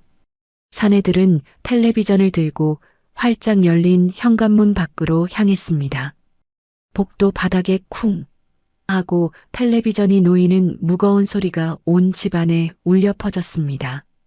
다른 사내들은 소파로 달려들었습니다. 김치국물 얼룩이 흉하게 남은 바로 그 이태리제 패브릭 소파였죠. 안 돼. 이거 내 살림이야. 시어머니가 비명을 지르며 소파 팔걸이에 필사적으로 매달렸습니다. 손등에 핏줄이 돋을 정도로 힘을 줬지만 덩치 큰 사내가 시어머니의 어깨를 툭 밀치자 허무하게 바닥으로 나뒹굴고 말았습니다. 엉덩이가 마루에 부딪히며 퍽 하는 둔탁한 소리가 났죠. 소파마저 현관문을 빠져나가 복도에 덩그러니 놓였습니다. 남편은 바닥에서 일어나 떨리는 손으로 핸드폰을 꺼내 들었습니다. 어디론가 신고하려던 찰나 마 사장이 다가와 남편의 손목을 탁 쳤죠.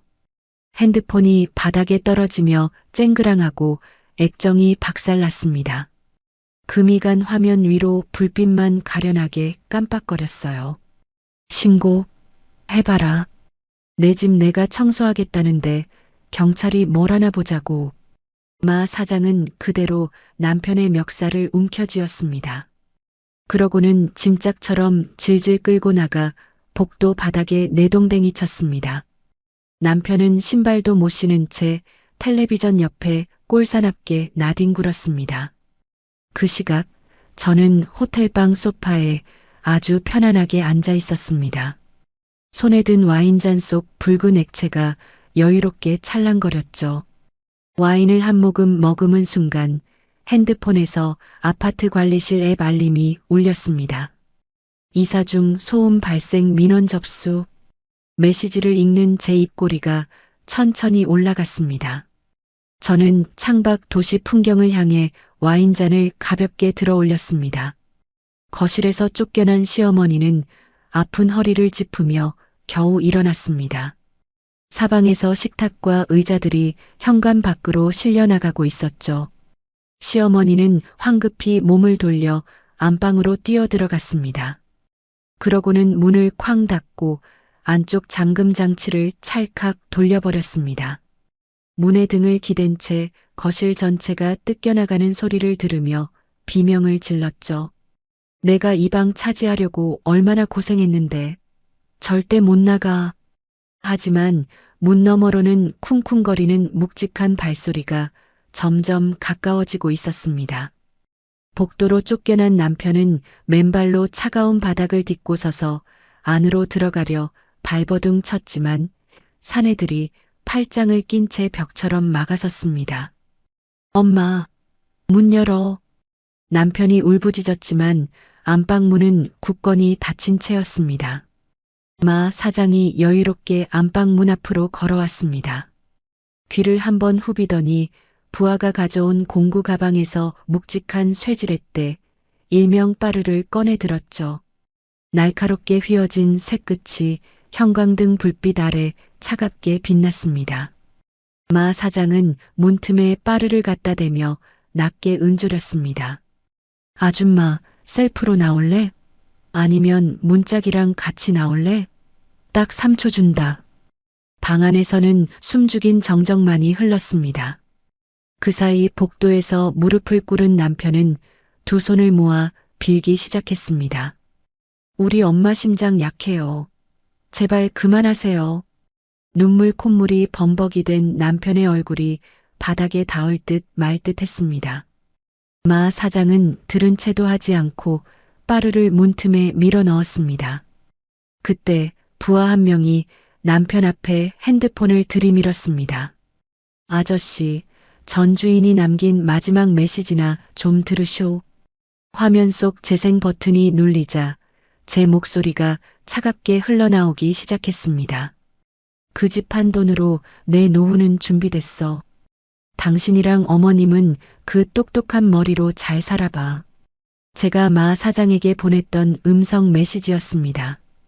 차갑고 또렷한 제 목소리가 복도 전체에 울려 퍼졌죠. 남편은 멍하니 고개를 들어 핸드폰 화면을 바라보았습니다. 눈이 휘둥그레진 채 입이 반쯤 벌어지더군요. 메시지가 끝나자 부하가 핸드폰을 주머니에 쏙 넣었습니다. 남편은 그 자리에 돌처럼 얼어붙어 있었습니다. 힘없이 늘어진 손바닥이 차가운 복도 바닥을 짚었죠. 남편의 얼굴에서 순식간에 핏기가 빠져나가며 하얗게 질렸습니다. 입술을 파르르 떨던 남편이 바닥을 주먹으로 내리쳤습니다. 퍽 하고 둔탁한 소리가 났죠. 분함에 못 이겨 한 번 더 내리치자 손바닥이 벌겋게 변해버렸습니다. 아! 남편의 입에서 허망한 신음이 새어나왔고 고개는 힘없이 꺾였습니다. 이제 정말 빈털터리가 되었다는 걸 그제야 깨달은 것 같더라고요. 남편이 망연자실한 표정으로 허공을 바라보는 사이 안방 안에서는 시어머니의 비명이 터져 나왔습니다. 살려주세요. 강도야. 시어머니가 악을 썼지만 복도의 이웃들은 오히려 문을 더 꽁꽁 닫아걸 뿐이었습니다. 마 사장이 빠르를 바닥에 던지자 쨍그랑 소리가 났습니다. 그는 부하에게 손짓해 전동 드릴을 받아들었죠. 검은 몸체에 날카로운 비트가 꽂힌 드릴이 흉측하게 빛났습니다. 마 사장이 안방 문 경첩 앞으로 성큼 다가갔습니다. 시간 끝났다. 마 사장이 낮게 읊조리며 드릴 스위치를 눌렀습니다. 위잉 마이너스 하는 날카로운 기계음이 고요한 복도를 찢어 놓았죠. 드릴 이 나사 머리에 닿자 끼익 쇠 갈리는 소리가 터져 나왔습니다. 안방 안의 비명 소리도 드릴 소리에 묻혀 희미하게 들릴 뿐이었죠. 첫 번째 나사가 땅하고 바닥에 떨어졌습니다. 마 사장은 멈추지 않고 아래쪽 경첩으로 이동해 드릴을 들이밀었죠. 위잉, 끼익. 마지막 나사까지 바닥으로 튕겨나가자 문이 덜컹거렸습니다. 경첩이 빠진 쪽이 아래로 툭 기울며 위태롭게 매달렸죠. 이제 문 손잡이 쪽 잠금장치만이 문을 겨우 붙잡고 있었습니다. 마 사장은 드릴을 내려놓고 몇 발짝 뒤로 물러났습니다. 가슴을 크게 부풀리며 숨을 고르더군요. 복도의 남편은 공포에 질려 눈을 감고 귀를 막아버렸습니다. 문 바로 뒤에서는 시어머니가 필사적으로 문을 붙잡고 버티는 소리가 들렸습니다. 안 돼. 시어머니의 갈라진 목소리가 문틈으로 새어나왔죠. 마 사장이 도움닫기 자세를 잡았습니다. 그의 날카로운 눈이 흔들리는 안방문을 똑바로 노려보았습니다. 마 사장이 앞으로 힘차게 뛰어나갔습니다. 한 발로 바닥을 지니기듯 밟으며 몸이 허공으로 솟구쳤죠. 그의 묵직한 발바닥이 문짝 한가운데를 향해 날아갔습니다. 방패. 마 사장의 고함과 함께 쿠당탕 마이너스 굉음이 터져 나왔습니다. 문짝이 통째로 뜯겨나갔습니다. 잠금장치가 문틀에서 뽑히며 금속이 찢어지는 비명이 들렸죠. 무거운 나무 문짝이 안쪽으로 맥없이 고꾸라졌습니다. 쿵! 소리와 함께 먼지가 자욱하게 피어올랐습니다. 문 뒤에서 버티던 시어머니는 쓰러지는 문짝을 피하지 못하고 나자빠졌습니다. 허공에 팔을 휘저었지만 소용없었죠. 퍽 소리와 함께 엉덩방아를 찧은 시어머니는 침대 모서리에 등을 찍고 말았습니다. 고통에 얼굴을 일그러뜨리며 바닥에 주저앉아 몸을 웅크렸죠. 뿌연 먼지 사이로 마 사장의 거대한 실루엣이 나타났습니다. 그가 쓰러진 문짝 위로 거침없이 발을 올렸습니다. 뚜벅, 뚜벅. 구두 밑창에 밟힌 나무 문짝이 비명을 지르며 삐걱거렸습니다. 마치 레드카펫을 밟듯 당당하게 안방 한가운데로 들어섰죠. 마 사장이 주저앉은 시어머니를 차갑게 내려다보았습니다. 시어머니가 고개를 들자 마 사장의 험악한 얼굴이 눈에 들어왔습니다. 번쩍이는 금목걸이와 팔뚝의 용 문신이 형광등 아래 선명하게 드러났죠. 시어머니의 얼굴에서 핏기가 싹 가시더니 온몸이 부들부들 떨리기 시작했습니다. 마 사장이 허리를 숙여 시어머니의 얼굴 가까이 고개를 들이밀었습니다. 찌든 담배 냄새와 함께 그의 누런이가 드러났죠. 마 사장의 입꼬리가 아주 천천히 그리고 잔인하게 올라갔습니다. 할망구, 맷집 하나는 아주 끝내주네. 마 사장의 묵직한 목소리가 안방 안에 낮게 깔렸습니다. 시어머니는 공포에 질려 바닥을 짚고 필사적으로 뒤로 기어갔죠. 엉덩이를 질질 끌며 물러나던 시어머니의 등이 결국 차가운 침대 다리에 툭 부딪혔습니다. 이제 더 이상 도망갈 곳조차 없었죠. 시어머니는 마지막 생명줄이라도 잡듯 침대 다리를 손가락이 하얗게 변할 정도로 꽉 움켜쥐었습니다. 시어머니의 떨리는 시선이 마 사장의 팔뚝에 새겨진 문신에 머물렀습니다. 시퍼런 용의 눈이 당장이라도 자신을 집어삼킬 듯 노려보는 것만 같았거든요. 날카로운 호랑이의 이빨과 기괴하게 얽힌 문신들이 마치 살아 움직이는 것처럼 보였습니다. 시어머니의 입술이 파르르 떨리더니 이가 딱딱 부딪히는 소리가 정적을 깨고 들려왔습니다. 제 잘못했어요. 제발, 지금 당장 나갈게요. 갈라진 목소리가 애처롭게 터져 나왔습니다. 시어머니의 눈가에 고인 눈물이 깊게 파인 주름을 타고 하염없이 흘러내렸죠. 그런데 바로 그때였습니다. 시어머니의 바지 사이로 따뜻한 액체가 울컥 배어 나오더니 순식간에 바지를 진하게 적셔버렸습니다. 지린내 진동하는 오줌이 시어머니가 아끼던 옥매트 위로 보기 흉하게 번져나갔습니다. 마 사장이 미간을 팍 찌푸리며 코를 감싸 쥐었습니다. 아이고 냄새하고는. 진짜 못 봐주겠네. 마 사장이 고개를 돌리며 뒤에 서 있던 부하들에게 손짓했습니다. 그러자 검은 양복의 사내 둘이 쓰러진 문짝을 짓밟으며 안방으로 들이닥쳤죠. 그들은 망설임 없이 시어머니의 양팔을 짐짝 들어 올리듯 꽉 움켜쥐었습니다. 사내들이 동시에 힘을 주자 시어머니의 몸이 허공으로 번쩍 들려 올라갔습니다. 맨발이 바닥에서 떨어져 허공에서 무력하게 허우적거렸죠. 이거 나달란 말이야. 시어머니가 악을 쓰며 발버둥 쳤지만 사내들은 무표정한 얼굴로 안방을 빠져나갔습니다. 삐걱거리는 문짝을 짓밟고 엉망이 된 거실을 가로질러 거침없이 현관으로 향했습니다. 현관문 밖 복도에는 이미 쫓겨난 텔레비전과 소파가 흉물스럽게 널브러져 있었습니다. 사내들은 현관을 넘어서자마자 시어머니를 복도 바닥으로 가차없이 내던졌습니다. 퍽! 하는 소리와 함께 시어머니의 옆구리가 차가운 바닥에 그대로 처박혔죠. 신발도 신지 못한 시어머니의 오줌에 젖은 양말이 서늘한 복도 타일에 닿았습니다. 복도 한 구석에는 남편 민석이가 소파 사이에 몸을 웅크린 채 앉아 있었습니다. 민석이는 굴러들어온 시어머니를 보자마자 달려와 그녀를 부둥켜 안았습니다. 엄마, 괜찮아? 남편의 목소리가 처량하게 떨렸습니다. 두 사람은 서로의 어깨를 붙잡고 복도 한복판에서 대성통곡을 하기 시작했습니다. 내 집, 내 안방, 아이고 내 팔자야. 울음소리가 복도 전체를 울렸지만 닫힌 이웃집 문들은 결코 열리지 않았습니다. 마 사장이 현관문 틀에 기대어 그 가관인 광경을 비웃듯 내려다보았습니다. 그러고는 안쪽에서 문을 잡아당겨 쾅 소리가 나게 닫아버렸죠.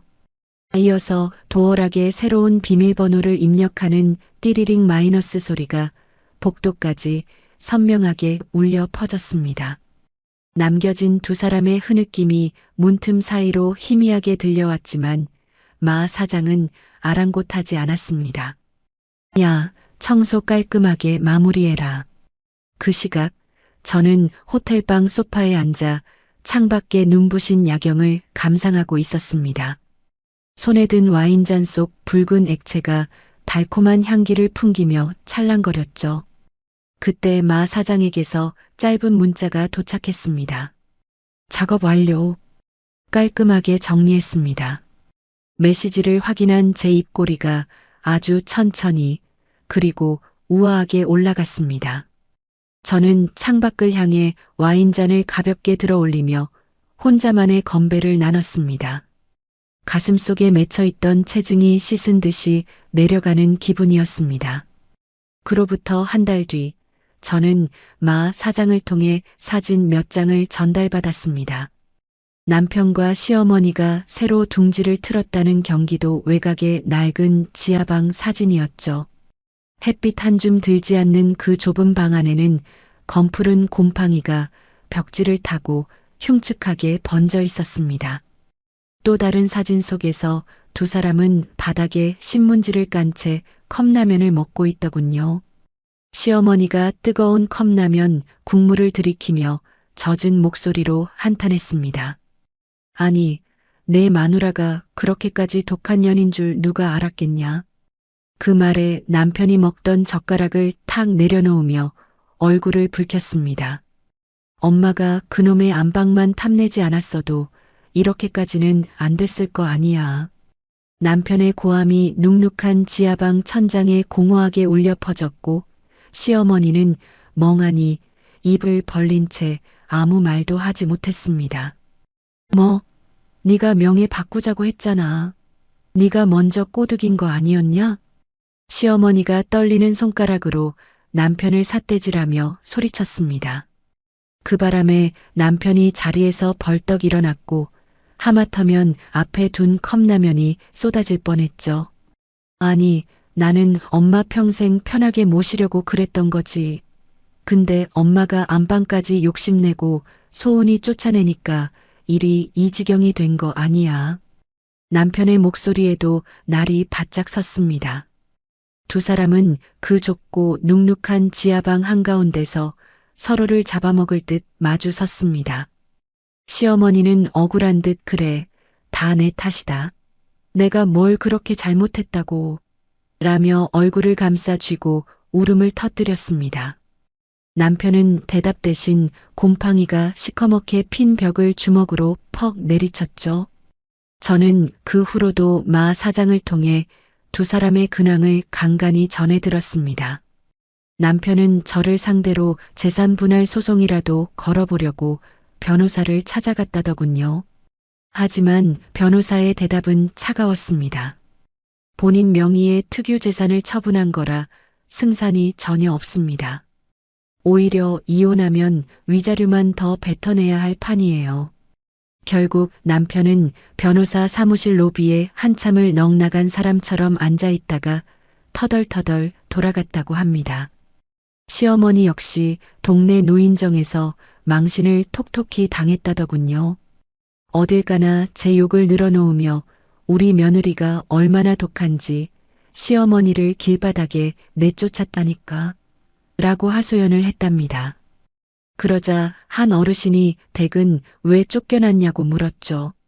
시어머니가 아니 내가 그 집 안방에서 잠 좀 잤다고 라며 우물쭈물 대답하자마자 노인정이 발칵 뒤집혔습니다.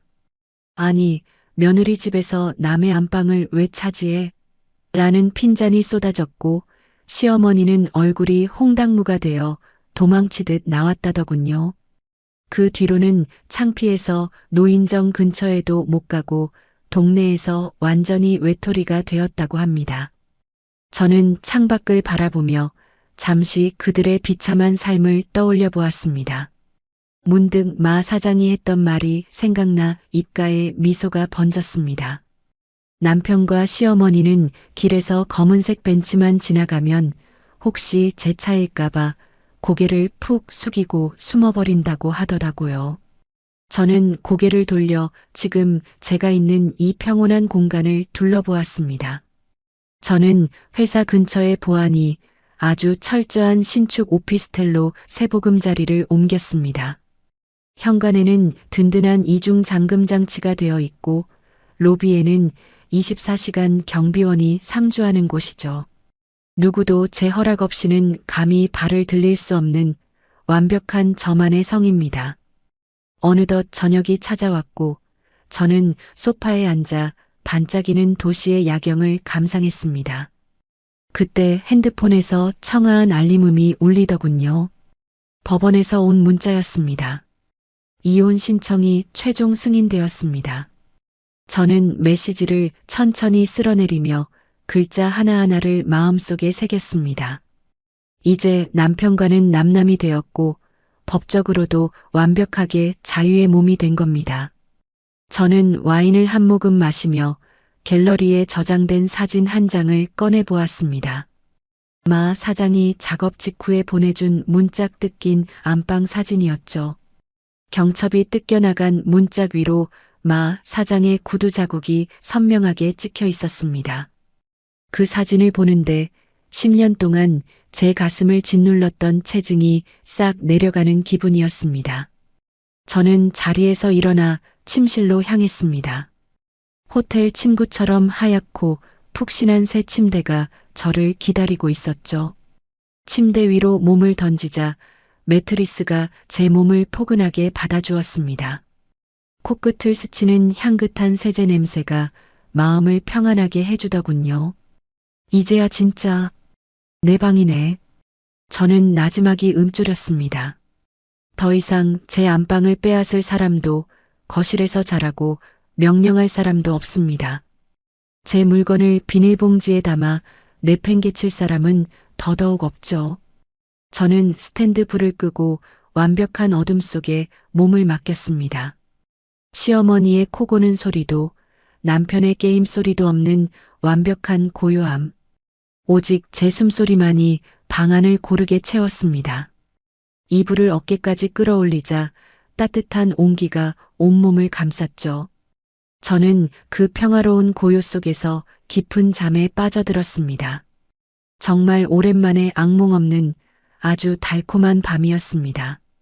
여러분, 오늘 이야기 어떠셨나요? 내 돈과 아버지의 유산으로 마련한 소중한 집인데 그 권리를 무시당하고 쫓겨났을 때 소은이의 심정이 어땠을까요? 참고 참았지만 소중한 추억까지 더럽혀졌을 때 그 분노는 아마 상상도 못할 만큼 컸을 겁니다. 세상에는 무조건 착하게만 살면 오히려 손해보는 일들이 분명히 있습니다. 내 것을 지키기 위해서는 때로는 차갑고 단호한 결단이 필요하죠. 소은이는 무의미한 감정 싸움 대신 아주 냉정하고 확실한 자기만의 방식으로 문제를 해결했습니다. 결국 남의 것을 탐내던 사람들은 차가운 지하방으로 밀려났고 소은이는 진정한 평화를 되찾았습니다. 내 집에서 내가 주인으로 사는 것, 어찌 보면 당연한 일이지만 때로는 참 어려운 일이기도 하죠. 오늘 이야기가 여러분의 답답한 가슴에 조금이나마 통쾌한 한방이 되었기를 바랍니다. 오늘 이야기를 끝까지 들어주신 모든 분들께 진심으로 감사드립니다. 재미있게 들으셨다면 따뜻한 댓글 한마디 남겨주세요. 여러분의 좋아요와 구독은 저에게 아주 큰 힘이 됩니다. 그럼 저는 다음번에 더 흥미진진한 이야기로 찾아뵙겠습니다. 편안한 밤 되세요. 감사합니다.